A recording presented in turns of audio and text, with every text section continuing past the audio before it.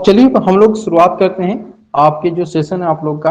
और यहाँ पे ज्योग्राफी का, और ज्योग्राफी में आज हम लोग का लास्ट सेशन है आपका कौन सा, जो हमारे अपवाह तंत्र है। ठीक है, अपवाह तंत्र में पिछले सेशन में हम लोगों ने जो डिस्कशन किया था भारत की नदियों के बारे में स्पेशली।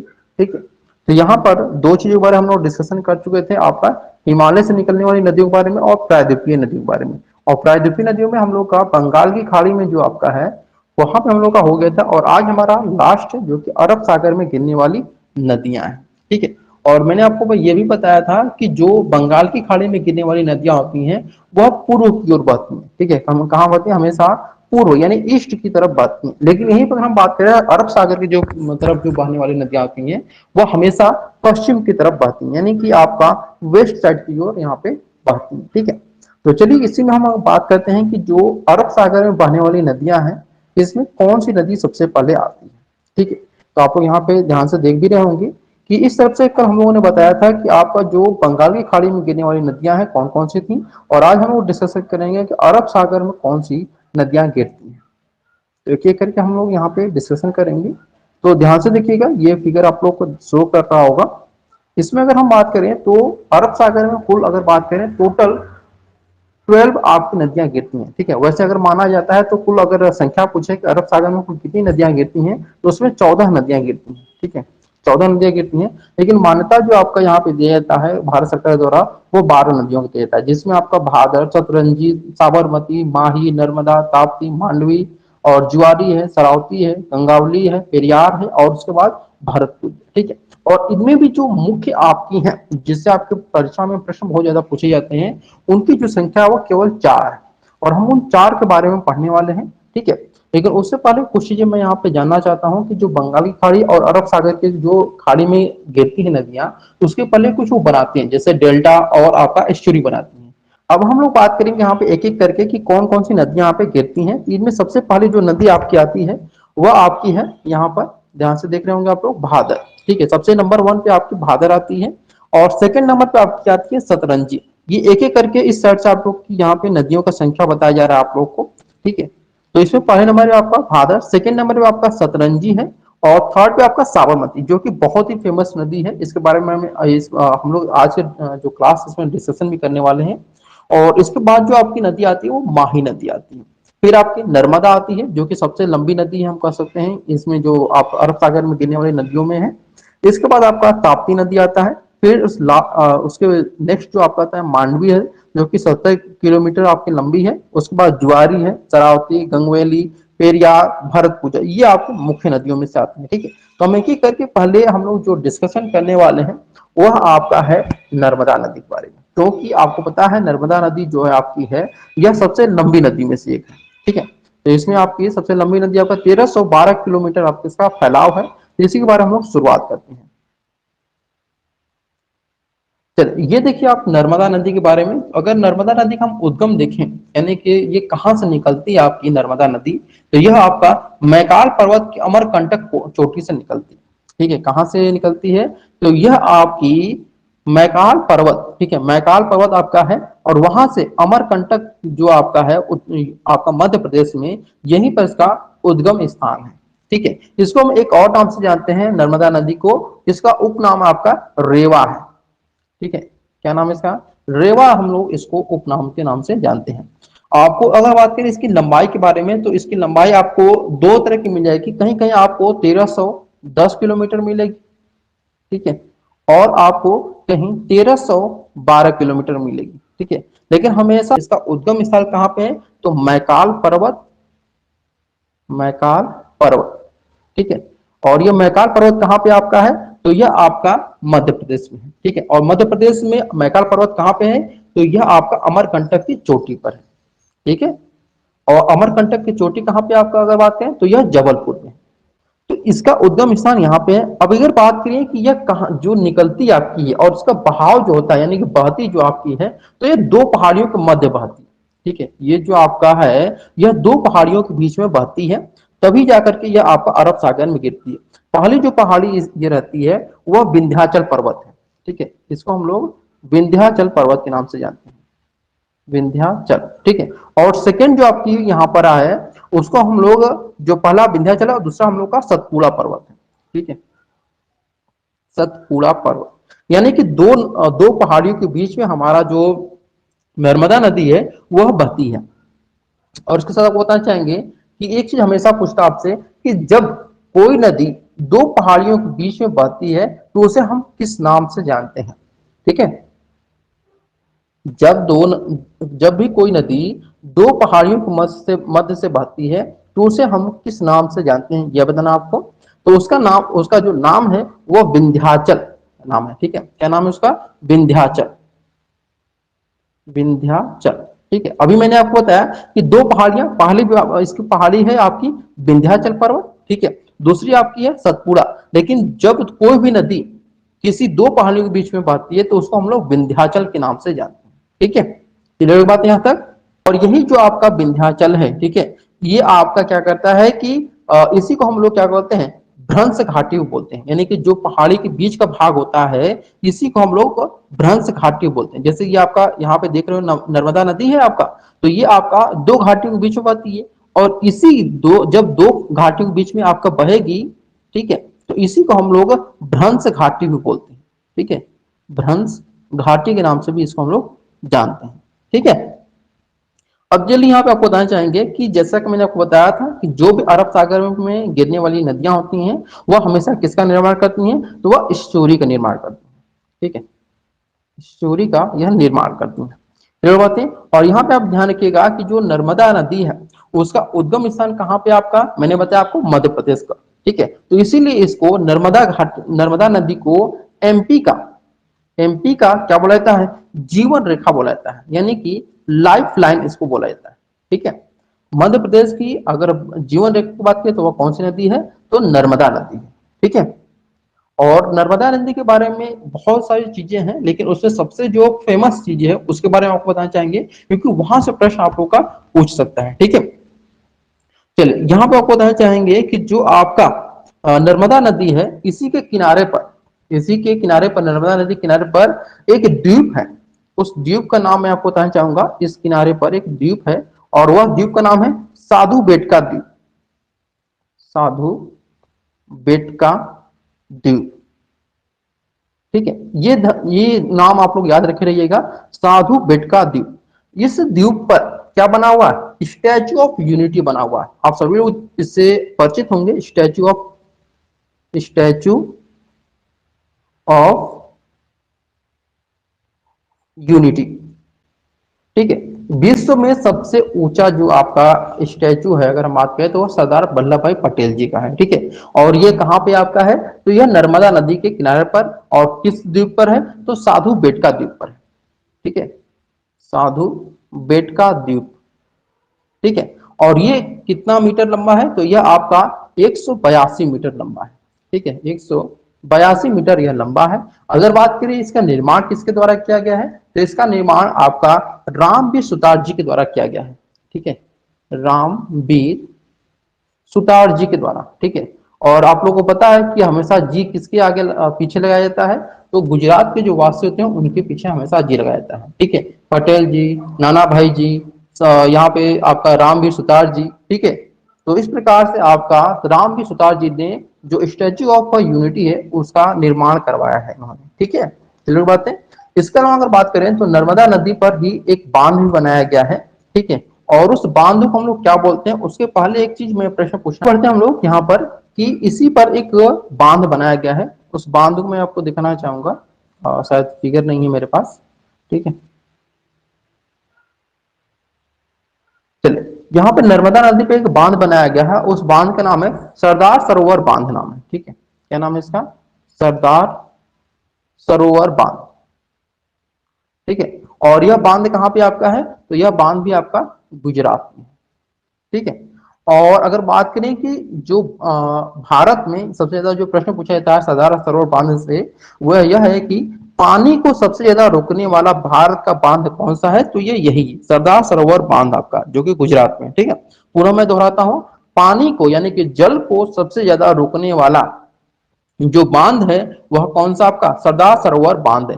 ठीक है, चाहे हमारे भारत में बहुत सारे बांध हैं जो कि नदियों में बनाए जाते हैं बांध पानी को रोकने के लिए, लेकिन सबसे ज्यादा जो पानी को रोकता है वह आपका सरदार सरोवर बांध ही है। ठीक है, और यहीं पर एक चीज और आपको मेंशन करना चाहेंगे कि जो नर्मदा नदी आपकी है, ठीक है, नर्मदा नदी है, यहीं पर एक जलप्रपात भी है, ठीक है, एक जलप्रपात भी बनाती है जो कि आपका एमपी में बनाती है, ठीक है। और वो एमपी में कौन सा जलप्रपात बनाती है, तो आपका भेड़ाघाट के नजदीक जबलपुर में एक जलप्रपात बनाती है, ठीक है। और जलप्रपात का भी निर्माण करती है।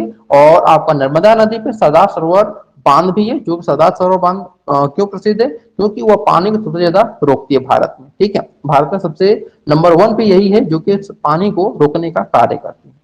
अगला जो हमारा है वह ताप्ती नदी है, ठीक है। कौन सी आपकी, ताप्ती नदी। तो इसके बारे में ध्यान दीजिएगा कि ताप्ती नदी का जो कह सकते हैं कि उद्गम स्थल है वह कहाँ पे आपका मध्य प्रदेश के बैतूल जिले के मुल्ताई के निकट एक पहाड़ी है, सतपुड़ा की पहाड़ी, वहां से यह निकलती है, ठीक है। यानी कि अगर बात करें सिंपल सा कि जो ताप्ती नदी है, ठीक है, इसका उद्गम जो स्थल आपका है वह कौन सा आपका है, तो सतपुड़ा की पहाड़ी है, ठीक है। सतपुड़ा की जो पहाड़ी है वहां से इसका उद्गम स्थल है। और ये सतपुड़ा की पहाड़ी कहाँ पे आपका है, तो यह बैतूल एमपी में है, ठीक है, बैतूल एमपी यानी कि मध्य प्रदेश में आपका है। क्लियर बातें, यानी कि ताप्ती नदी का जो उद्गम स्थान है वह कहां से, सतपुड़ा की पहाड़ी, बैतूल एमपी से इसका उद्गम स्थान होता है। और यह ताप्ती नदी के किनारे पर एक शहर बसा हुआ है जिसका नाम सूरत है, ठीक है। ताप्ती नदी के किनारे ही एक शहर बसा हुआ है जो कि आपका सूरत शहर है, ठीक।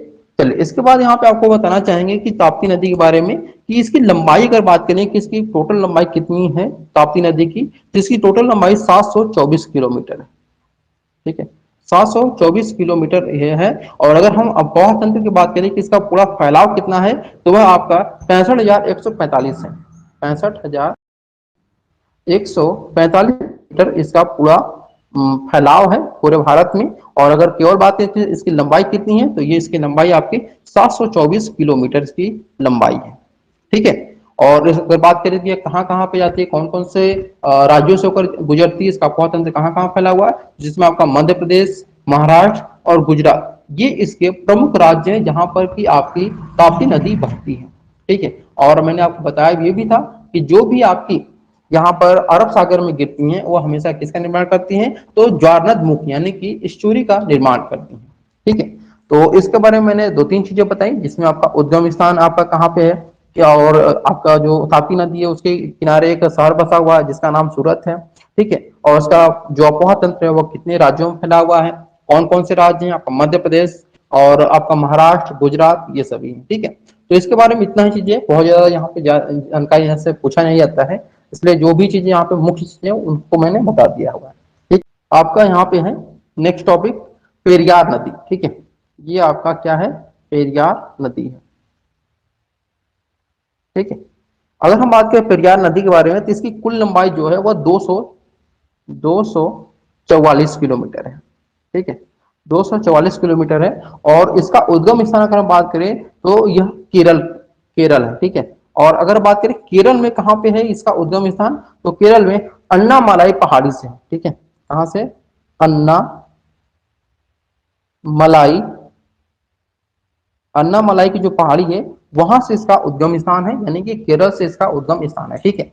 और जो हमारा पेरियार नदी है इसी को केरल की जीवन रेखा बोलते हैं, यानी कि लाइफ लाइन इसको हम लोग बोलते हैं, ठीक है। केरल की जो जीवन रेखा है उसको हम किसको बोलते हैं, तो पेरियार नदी को बोला जाता है, ठीक। और केरल की सबसे बड़ी नदियों में से एक है, यानी हम लोग ये कह सकते हैं कि केरल की अगर बात करें केरल राज्य की सबसे बड़ी नदी कौन सी है, तो वह आपकी पेरियार नदी ही है, ठीक है, क्योंकि इसकी जो लंबाई है वह 244 किलोमीटर है। क्लियर बात है। और यहाँ पे ये आपका पेरियार नदी क्यों यहाँ पे प्रसिद्ध है, क्योंकि इसी किनारे पर एक मंदिर बसा हुआ है, ठीक है। पेरियार नदी के किनारे पर एक मंदिर है जिसका नाम है सबरीमाला मंदिर, ठीक है, सबरीमाला मंदिर। तो जो सबरीमाला मंदिर है इसका विवाद कब शुरू हुआ था, ठीक है, तो इसका जो विवाद शुरू हुआ था वह 2006 में शुरू हुआ था, ठीक है। 2006 में एक विवाद शुरू हुआ था। ये विवाद तब शुरू हुआ था जब साउथ इंडस्ट्री के एक सुपरस्टार थे, उनका नाम तो मुझे याद नहीं है इस समय, उनकी पत्नी ने क्या किया था, सबरीमाला मंदिर में जाकर के जो वहां के बाबा हैं, ठीक है, मतलब वहां पे जो कह सकते हैं कि जो भगवान है उनकी मूर्ति को उन्होंने छू दिया था, ठीक है। तो चूंकि उसमें बैन था कि सबरीमाला मंदिर में क्या था कि 10 से लेकर के 50 वर्ष की महिलाएं जो भी होंगी 10 से 50 वर्ष की जो महिलाएं होंगी वह सबरीमाला मंदिर में एंट्री नहीं करेंगी। क्यों नहीं एंट्री करेंगी? क्योंकि ये माना जाता था कि जो सबरीमाला मंदिर में भगवान जी हैं वह क्या है आपके, तो उनको हम लोग क्या बोलते हैं, ब्रह्मचर्य है, ठीक है, मतलब वो ब्रह्मचर्य का पालन करते हैं, ठीक है, ब्रह्मचर्य मतलब उन्होंने शादीशुदा नहीं थे, वो हमेशा ब्रह्मचर्य का पालन किए हैं, इसलिए वो महिलाओं से दूर रहते हैं, ठीक है। तो उसमें ये भी कहा गया है कि जो वहाँ के अनुयायी थे, जो सबरीमाला मंदिर के पंडित हैं या फिर जो भी हैं, वो मानते थे कि यहाँ पर महिलाओं का आना वर्जित होगा, ठीक है, लेकिन महिलाएं अक्सर वहां पे जाती थी, मतलब चोरी छिपे, लेकिन उनको एंट्री नहीं करने जाता था। उसका सबसे बड़ा कारण क्या था, ये बोला गया था कि 10 से 50 तक की जो वर्ष की जो महिलाएं होती हैं उनमें आपका मासिक धर्म आता है। मासिक धर्म आप लोग समझ रहे होंगे, इंग्लिश में जिसको हम पीरियड्स बोलते हैं, ठीक है। तो इस वजह से वहां माना जाता है कि अगर जिस भी महिला को या फिर स्त्री को पीरियड्स आते हैं, अगर वो भगवान के मंदिर में जाती हैं, तो इससे क्या होगा कि भगवान की जो शक्तियां हैं वह कम हो जाएंगी, शक्तियां जो उनकी कम हो जाएंगी और वो क्या हो जाएंगे, अशुद्ध हो जाएंगे, ठीक है। तो इसी कारण से यहाँ पर आपका क्या होगा कि 2006 में यह आपका विवाह शुरू हो गया, जब वहां के सुपरस्टार की एक पत्नी थी, उन्होंने उस मंदिर में जाकर भगवान को टच कर दिया था। उन्होंने बोला था कि जो सबरीमाला मंदिर के भगवान है वो मेरे स्वप्न में आए थे, ठीक है। तो इस प्रकार से वो विवाद बहुत बढ़ता चला गया। फिर यहाँ पे 2018 में विवाद और भी बढ़ गया, जब एक महिला क्या की वहां पे चली गई थी, ठीक है, उस मंदिर में चोरी छिपे किसी भी प्रकार से वहां पे चली गई थी, तो वह विवाद फिर बढ़ता चला गया और इस विवाद का जो निपटारा हुआ वह कब हुआ, 28 सितंबर, ठीक है, 28 सितंबर 2018 को, ठीक है, 28 सितंबर 2018 को क्या हुआ कि सुप्रीम कोर्ट ने सभी महिलाओं को इस मंदिर में प्रवेश करने की इजाजत दे दी थी, ठीक है। लेकिन अभी भी यह माना जाता है कि उस मंदिर में महिलाओं का जाना अपवित्र होता है, लेकिन जब सुप्रीम कोर्ट में यहाँ आदेश दे दिया तो उसके बाद किसी की भी हिम्मत नहीं हुई कि उसको रोक सके। लेकिन अभी भी आप लोग कह सकते हैं कि जो ऑर्थोडॉक्स थिंकिंग है वो बदली नहीं है किसी के भी।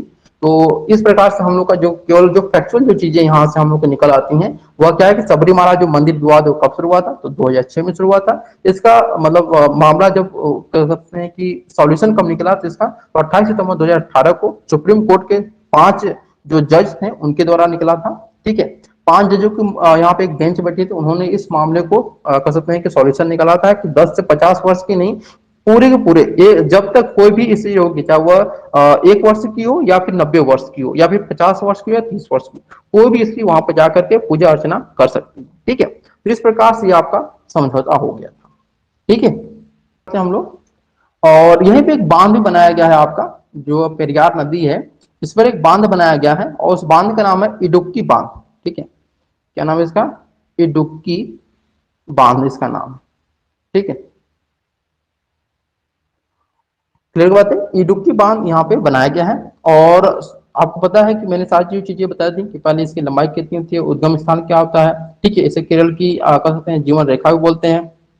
और इसके अलावा भी आपको बताना चाहेंगे कि सबरीमाला मंदिर के बारे में जो भी मैंने बताया वो सारी चीजें आपको मालूम हो गई कि सबरीमाला मंदिर आपका जो विवाद हुआ कब शुरू हुआ, 2006 में शुरू हुआ था। इसका जो सॉल्यूशन हुआ 28 सितंबर 2018 को निकला था। सुप्रीम कोर्ट के 5 जजों के एक बेंच बैठा हुआ था, ठीक है।